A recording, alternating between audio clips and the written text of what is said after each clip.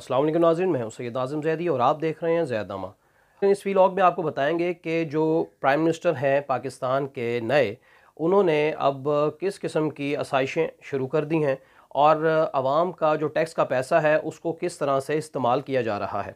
और दूसरा ये कि जो उनके साथ अब इत्तेहादी जमातें थीं, उनमें से एक जमात जो है वो उनके साथ पहले दिन से ही नाराज़गी का इजहार उन्होंने किया है और अपना एहतजाज रिकॉर्ड करवाया है। और वो कौन सी जमात है उसके हवाले से बात करेंगे और नई बनने वाली हुकूमत को किस किस्म की मुश्किलात का सामना है, इस हवाले से आपको आगाह करेंगे।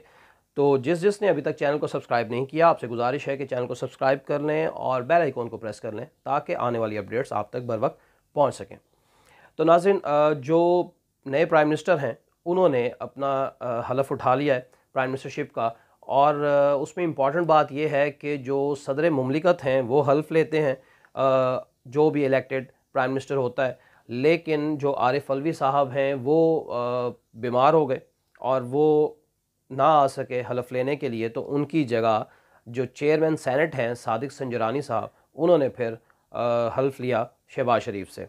और दूसरी बात ये कि जिस वक्त वो तकरीर कर रहे थे प्राइम मिनिस्टर नए शहबाज शरीफ साहब असम्बली में, तो बहुत सारी जमातें वहाँ पर मौजूद थीं और नारा सिर्फ एक जमात का नहीं था, वहाँ पर मुख्तलिफ जमातों के नारे पहली दफ़ा हमें सुनने को मिले। और जो नया वज़ीर आज़म इलेक्ट होता है पार्लियामेंट में, उसमें हमें ये नज़र आता है कि पार्लियामेंट के अंदर किसी एक जमात के नारे नहीं हैं, मुख्तलिफ जमातों के नारे शुरू हो जाते हैं। असम्बली में एक तरफ से नून लीग के नारे शुरू हो जाते हैं, दूसरी जानिब से पीपल्स पार्टी के भुट्टो के हक़ में नारे शुरू हो जाते हैं और दूसरी पार्टीज़ जो हैं वो अपने अपने नारे शुरू कर देते हैं। तो अजीब सी कैफियत थी प्राइम मिनिस्टर की तकरीर के दौरान। माजी में तो हमने यही देखा कि किसी एक जमात का जो रुकन है वो प्राइम मिनिस्टर इलेक्ट होता है और उसकी तादाद ज़्यादा होती है और फिर वो नारे जो हैं वो उसी जमात के गूंजते हैं। लेकिन यहाँ पर हमें ये देखने को मिला कि मुख्तलिफ जमातें और उन्होंने एक मुतफ़िका प्राइम मिनिस्टर को इलेक्ट किया और हर जमात जो है वहाँ पर वो अपने नारे लगा रही है। कोई भुट्टो के नारे लगा रहा है, कोई नवाज़ शरीफ के हवाले से नारे लगा रहे हैं और अजीब सी एक खिचड़ी सी बनी हुई थी। तो इसीलिए इसको कहा जा रहा है कि एक मिक्स अचार की हुकूमत है और ये कब तक चलेगी, इसका चलना बड़ा मुश्किल है। और मुश्किल इस हवाले से कि पहले दिन ही MQM जो है वो नाराज़ हो गई और जो वसीम अख्तर हैं वो वहाँ पर असम्बली में गुस्से में बोलते हुए भी दिखाई दिए। खालिद मकबूल साहब पे वो बोल रहे थे और उनका ये कहना था कि प्राइम मिनिस्टर को हमारा नाम लेना चाहिए था। उन्होंने जो अपनी तकरीर की उसमें तमाम जमातों का नाम लिया, उनका शुक्रिया अदा किया क्योंकि उन तमाम जमातों की वजह से ही वो प्राइम मिनिस्टर के ओहदे पर फाइज हुए हैं इस वक्त। लेकिन MQM का ये कहना था वसीम अख्तर साहब का कि हमारी वजह से, ख़ास तौर पे तो हमारे जो इनको वोट मिले हैं उस वजह से ये प्राइम मिनिस्टरशिप इनको मिली है और अगर हम वोट ना देते तो ये प्राइम मिनिस्टर ना बनते, तो कम से कम ये हमारा नाम तो लेते, हमारी तो तारीफ़ करते और हमारे साथ जो इन्होंने मुआहदा किया है उसकी बात करते।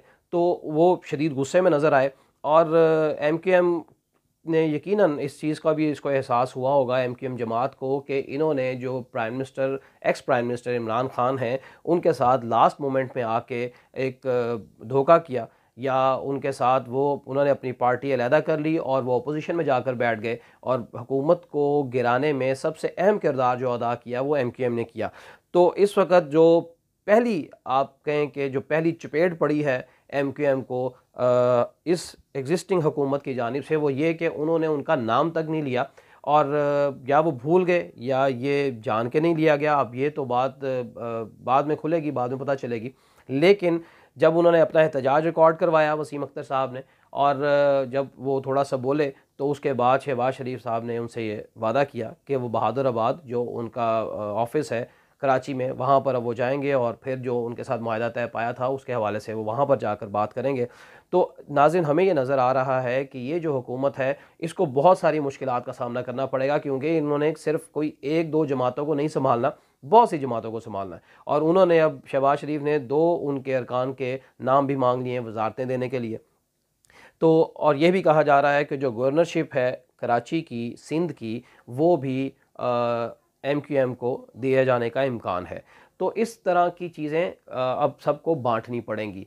लेकिन इस वक्त इम्पॉर्टेंट बात यह है, मैं आपको जो बताना चाह रहा था वो ये कि जो एग्जिस्टिंग प्राइम मिनिस्टर हैं उन्होंने आते ही अपने जो 3 घर हैं पर्सनल, उनको कैंप ऑफिस बना दिया। और अब ये जो भिखारी कौम है, इसका जो टैक्स का पैसा है अब वो इन 3 जो कैंप ऑफिस हैं इन पर भी लगेगा एक्स्ट्रा। जबकि जो प्राइम मिनिस्टर हाउस है वहाँ पर इनको होना चाहिए, वहीं पर मौजूद हों, वहाँ पर जो मीटिंग्स करनी है करें, लेकिन 3 घरों को कैंप ऑफिस बना दिया है। और अब इन्होंने वहाँ पर जो अमला रखना है, वहाँ पर जो इनके सिक्योरिटी गार्ड्स होंगे, उन सब का पैसा कौन देगा?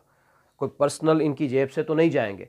और अगर कौम भिखारी है, इन्होंने खुद कहा कि बैगर्स कांट बी चूज़र्स, तो जिस वक्त भिखारी कौम की ये सूरत हाल हो तो आप कैसे 3-3 घरों को कैंप ऑफिस बना सकते हैं? और वहाँ पर जो ख़र्चा किया जाएगा वो अब बेशुमार होगा। उसके अलावा जो एक इम्पॉर्टेंट बात है कि आते ही शहबाज शरीफ साहब ने एक इफ्तार पार्टी दे दी सहाफ़ियों के एज़ाज़ में, सहाफ़ियों को। उन्होंने ज़ाहिर है अब अपने आप को अवाम में किसी तरीके से रहने के लिए और चैनल्स पे अपनी एक वाह वाह करवाने के लिए कुछ तो करना था। तो सबसे पहला काम क्या किया कि सहाफ़ियों को उन्होंने इफ्तार पार्टी दी। इफ्तार पार्टी सिर्फ इफ्तारी नहीं करवाई बल्कि इफ्तार डिनर पार्टी है कि एक लग्जरी जो है वो खाना भी उनको खिलाया जाएगा। जबकि हमने ये देखा कि माजी में जो प्राइम मिनिस्टर थे उनसे सहाफ़ियों को बहुत से गिले थे, और उसमें से एक गिला ये बड़ा अहम था कि जिस वक्त भी उनके पास जाया जाता है वो या तो सिर्फ़ एक पानी की बोतल रख देते हैं, और अगर वो उससे ज़्यादा कुछ करें तो सिर्फ़ एक चाय की प्याली उनको पेश की जाती है सहाफ़ियों को, इससे ज़्यादा कुछ नहीं। और मतलब कोई खाना पीना तो दूर की बात है, उनको डिनर देना तो दूर की बात है, कोई लंच करना तो दूर की बात है, तो साथ बिस्किट्स भी नहीं दिए जाते, वो भी बहुत रेयर।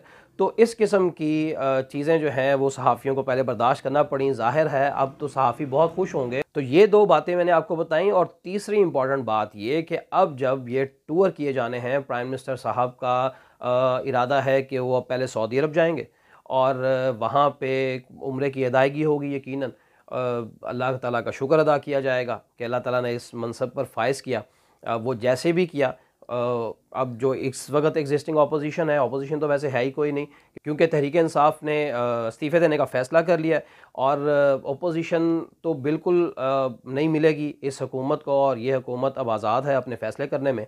तो अब तीसरी बात ये कि जो टूर किए जाने हैं, सऊदी अरब जाना है और उसके बाद चीन का दौरा है, तो उसके लिए एक सहाफ़ियों की लिस्ट तैयार कर ली गई है।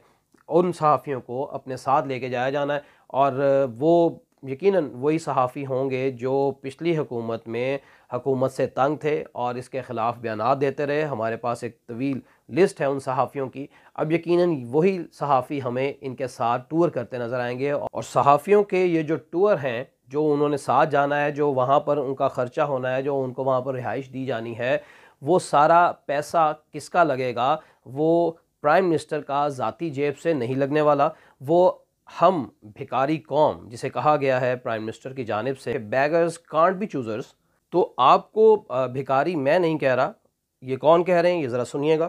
ख्वाजा आसिफ साहब ने कहा हम तो अमेरिका के बगैर रह ही नहीं सकते, वो तो वेंटिलेटर है हमारा, हम घुटनों पे आ जाएंगे अगर अमेरिका ने कोई कदम उठा लिया। ऐसे भी अगर करेंगे तो फिर कहां से हम बराबरी की सतह पे ताल्लुकात मेंटेन करेंगे?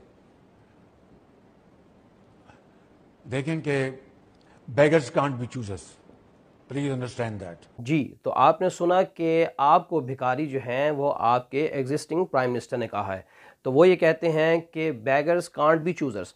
तो ये जो बैगर्स हैं, अब इनके टैक्स का पैसा जो है इस पर ये सहाफ़ी जो हैं ये इंजॉय करेंगे, और ये मुल्क मुल्क दौरे करेंगे, और वहाँ पर जो रिहाइशी होंगी, जो इनका खाना पीना होगा, वो सारा हम फ़कीरों के पैसों पर होगा, हम भिखारियों के पैसों पर होगा।